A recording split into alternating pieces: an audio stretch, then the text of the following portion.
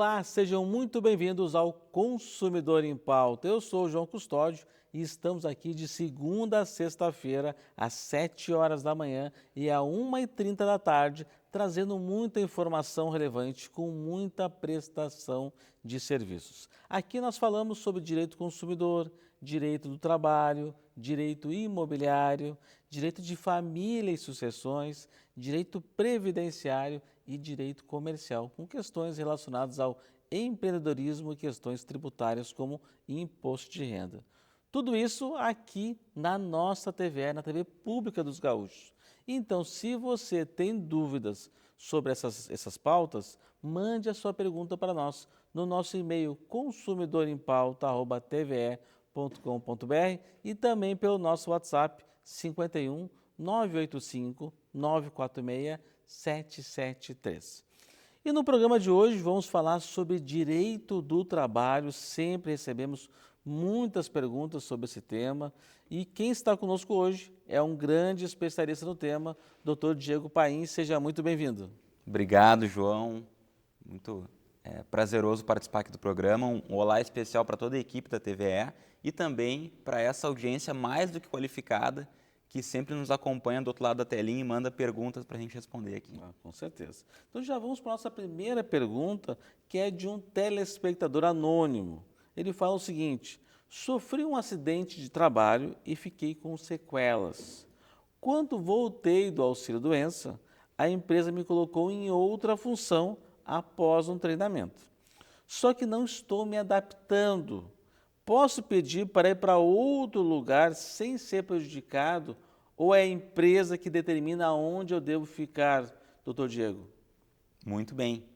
O que acontece? Quando o trabalhador sofre um acidente de trabalho e ele fica afastado e depois retorna, normalmente, em muitos casos, ele tem a sua capacidade de trabalho alterada, né, João? Ou por uma limitação de saúde ou por alguma questão até física. Então, quando ele retorna, existe um período de readaptação na sua função.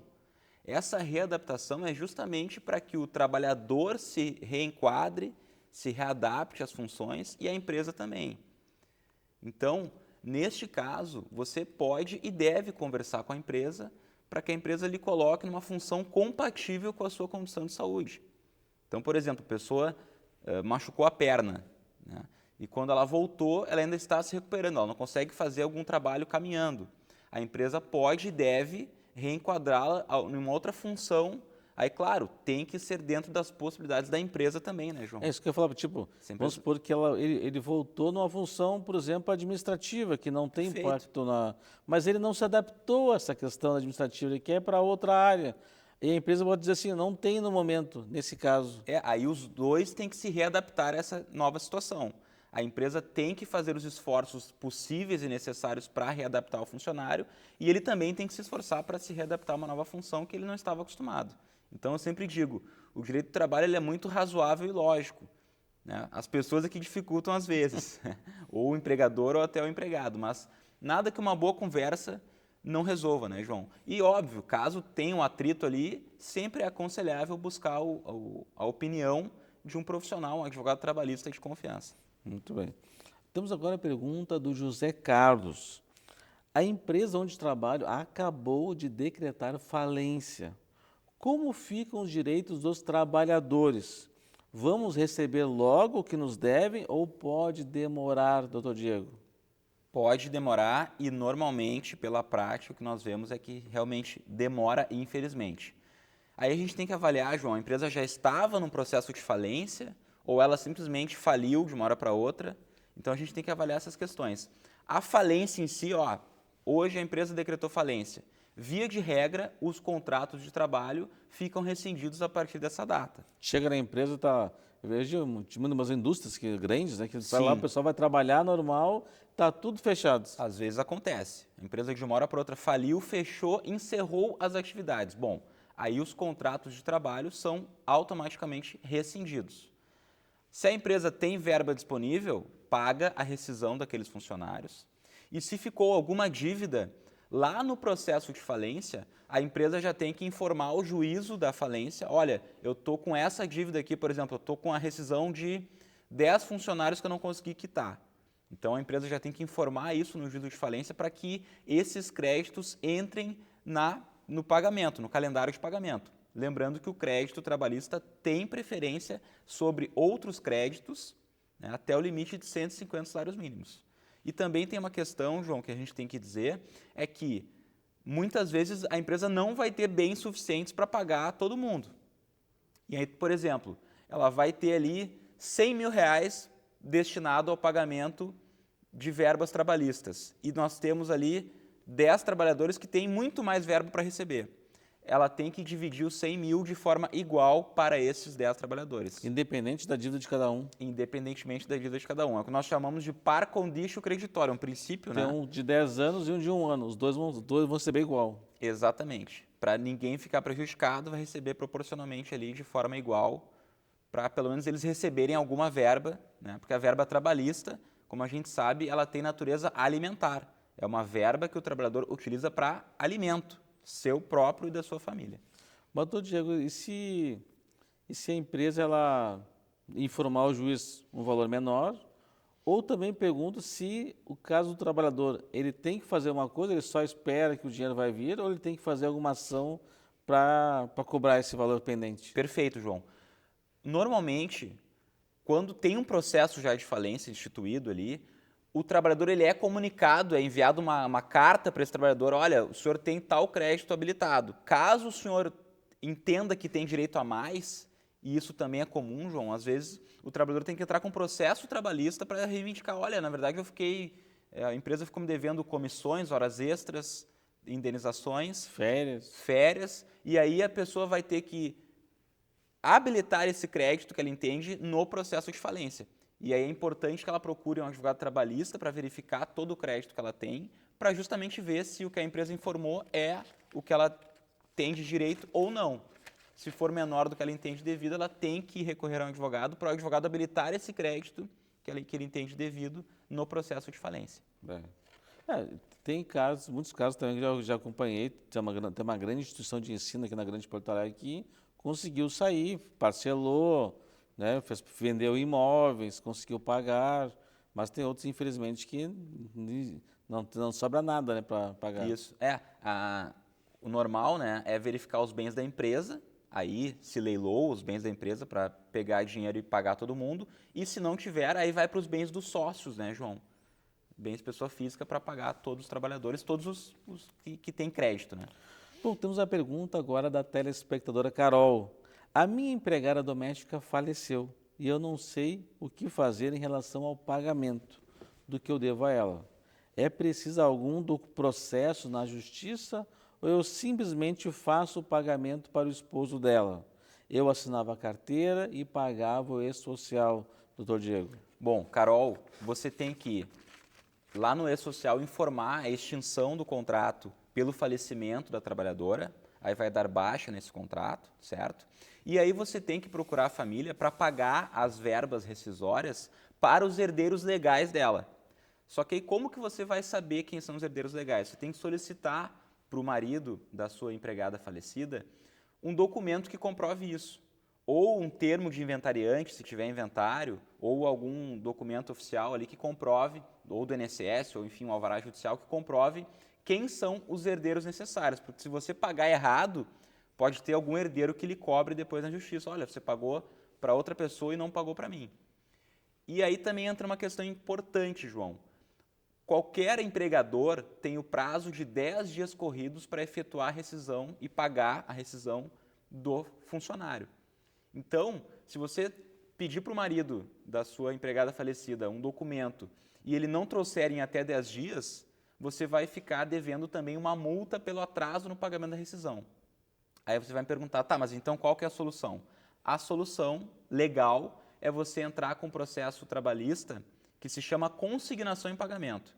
Então você deposita a rescisão da sua empregada falecida em juízo, né, através de um processo, e aí os herdeiros vão ser intimados para comprovar no processo quem tem direito de receber, e aí o juiz vai pedir um alvará para pagar esses herdeiros. Isso serve justamente para que você não fique devendo essa multa de um salário pelo atraso que você não teve culpa, né?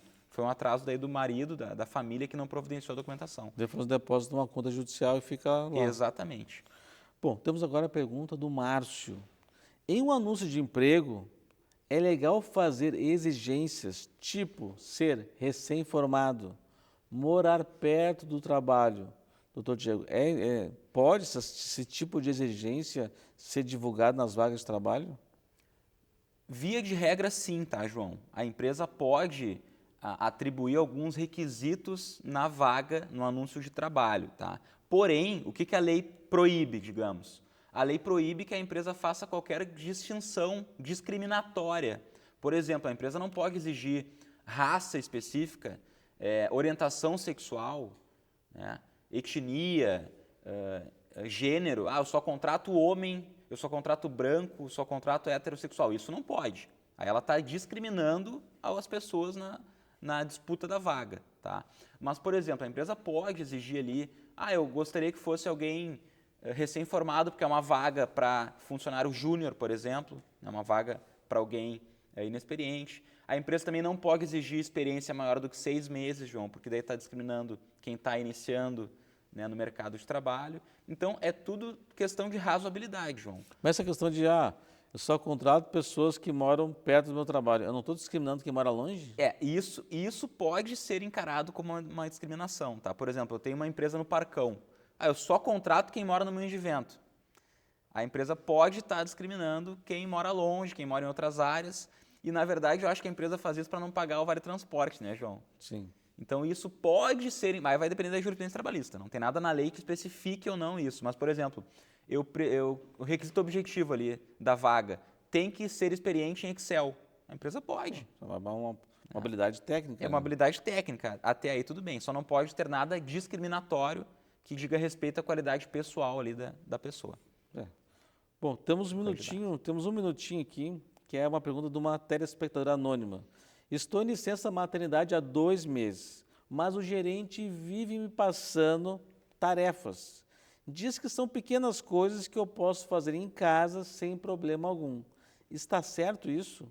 Posso me negar a fazer o que ele pede sem me prejudicar, doutor Diego? Olha, você pode e deve se negar a fazer qualquer atividade de trabalho no período de licença maternidade. Licença maternidade é interrupção total do contrato de trabalho por 4 meses, por 120 dias. Então, a empresa não pode, de forma alguma, lhe mandar um pequeno trabalho ou home office, não pode. É interrupção do contrato de trabalho. Licença maternidade é para aquela empregada se dedicar integralmente ao seu bebê recém-nascido, por 120 dias, que ainda é pouco, né, João? Vamos combinar. Sim. A paternidade é muito menor ainda, é 5 dias, via de regra. Tá? Então, esse período você pode e deve se negar. Eu espero que seu gerente esteja nos assistindo agora. Gerente não pode, de forma alguma, acionar um funcionário em licença maternidade. Ótimos esclarecimentos daqui, mas vamos ter que fazer um breve intervalo. É bem rapidinho, já voltamos.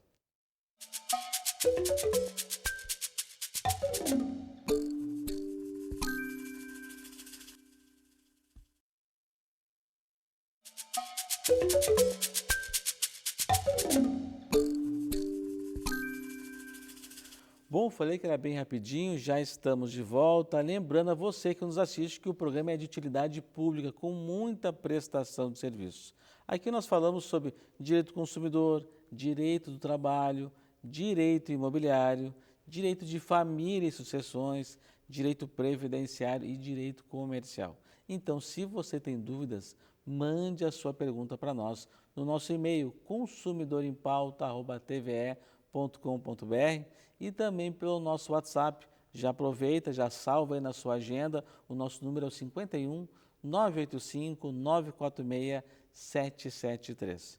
E hoje aqui no programa estamos falando sobre direito do trabalho e quem está aqui esclarecendo as dúvidas dos nossos telespectadores é o Dr. Diego Paim, aqui respondendo as perguntas aqui. Bom, já vamos para a nossa primeira pergunta do bloco, que é da telespectadora Rosane. Ela fala o seguinte: meu marido trabalha como zelador em um edifício e moramos no local. Agora ele vai passar a receber um auxílio-doença por causa de uma cirurgia no quadril. Vamos ter que sair do local onde moramos, no condomínio, porque ele está encostado, doutor Diego? Muito bem, Rosane, essa é uma questão complicada, tá? Primeiramente, eu vou lhe dar o seguinte conselho. Aguarde, né, converse de repente com o síndico do condomínio para ver qual que é o pensamento do condomínio.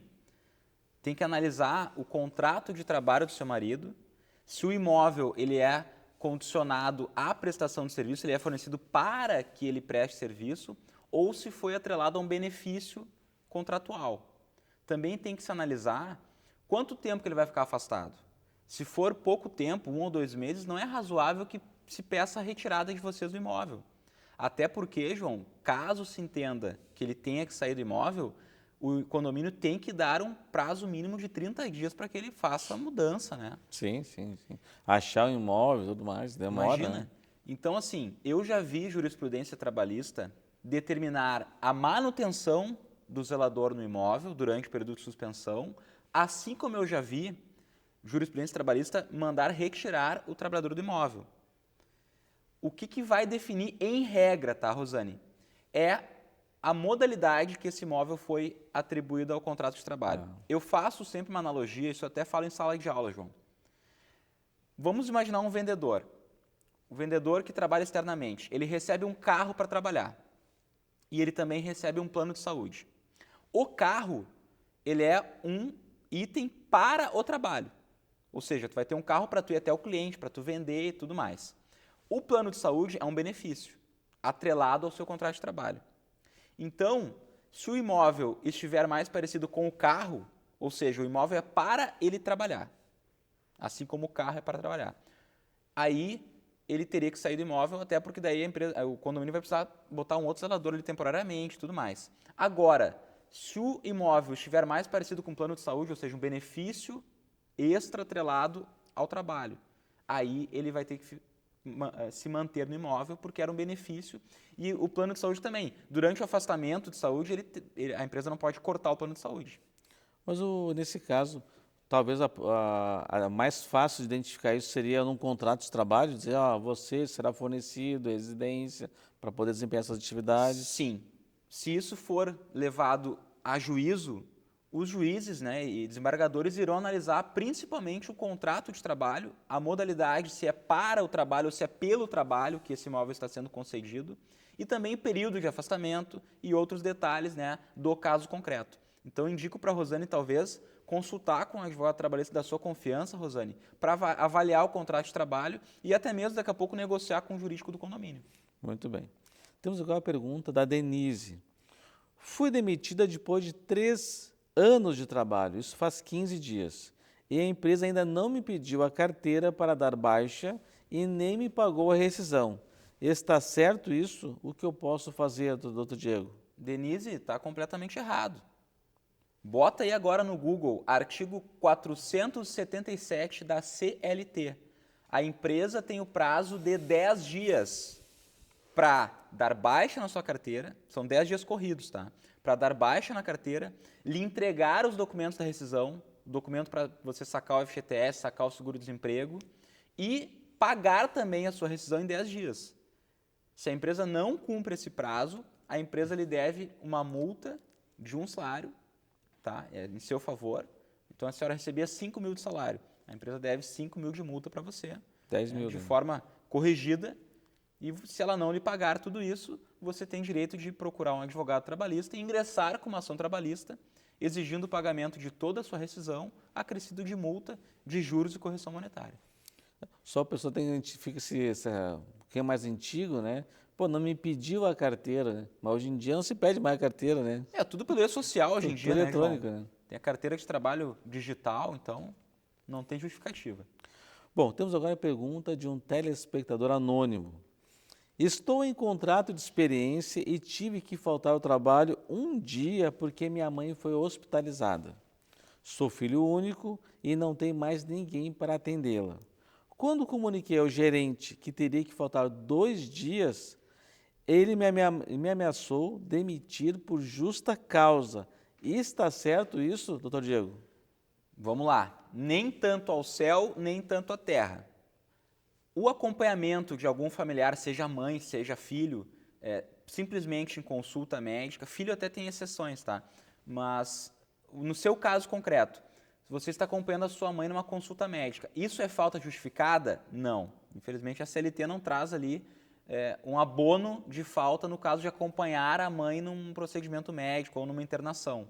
Tá? Se você tivesse um atestado médico seu, aí seria diferente. Tá? Mas o acompanhamento de mãe, mesmo sendo filho único, não justifica que a empresa abone essa sua falta.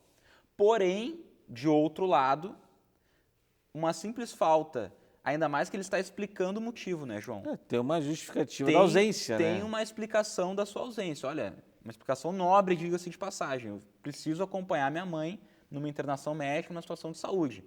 A empresa não tem a obrigação de abonar aquela falta, mas a empresa não pode também punir aquele empregado, ainda mais com uma justa causa.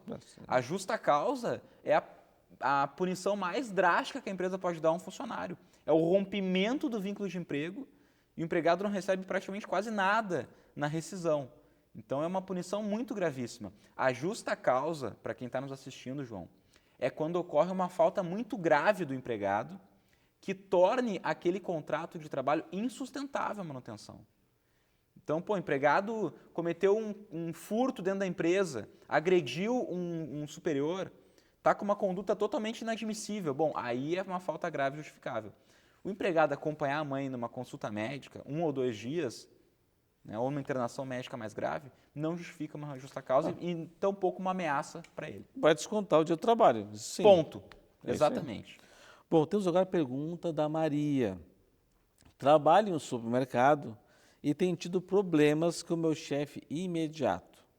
Ele criou uma escala para os caixas irem ao banheiro, o que para mim está muito ruim. Está correto esse tipo de coisa? Estipular um horário para a pessoa ir ao banheiro, doutor Diego? Não, Maria, isso não está correto. Veja bem, a empresa pode organizar uma escala para que o caixa não fique descoberto.